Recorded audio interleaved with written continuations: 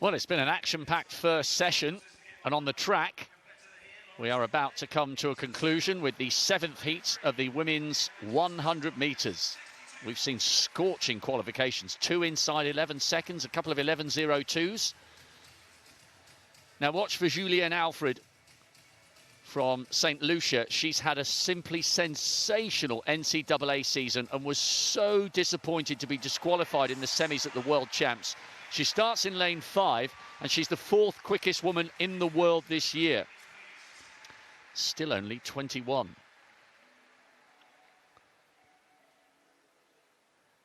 Denisha Cartwright will go on the inside, but in lane 2. We're not using lane 1.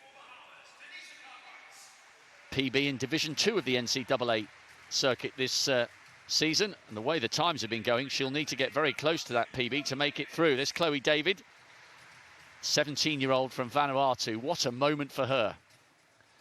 Wonder if it'll be easier that Leah Bertrand isn't there in lane 4. Now to Julienne Alfred. Studies at the University of Texas. A huge season. Can she bounce back from her disappointment in Oregon? Sione Sebele, African Championship finalist for Botswana. She's the national champion. Quick enough to make it through if she can produce her best. Ramona Birchall, world indoor finalist back in 2018. Part of the Jamaican gold medal winning quartet last year in Tokyo. And Jennifer Bangura, 19-year-old from Sierra Leone, will be in lane 8. Now, keep half an eye on the clock. The non-automatic times, 11:48. That's the time by Pereira of Singapore and Breyer of Wales. But Breyer is 5/1000ths behind. So if one of the women drop, it will be Breyer by the narrowest of margins.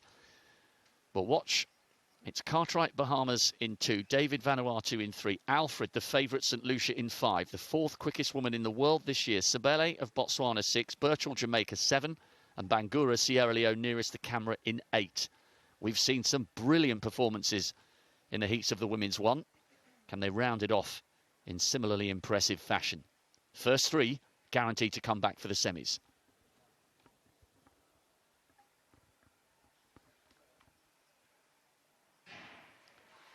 Alfred, a really, really short but effective stride, and she's already taken a couple of metres on Birchall of Jamaica. Really good running here by the St. Lucian. Birchall second, Sebele not too far behind. 11:24, there was a lot more where that came from.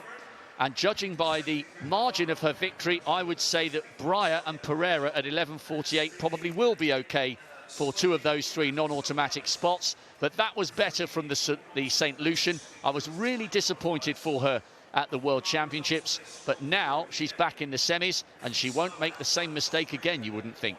No, so she's one of those athletes we spoke about on this first morning session of where something didn't go right for them at the World Championships and therefore have a chance and a second bite of the sporting cherry.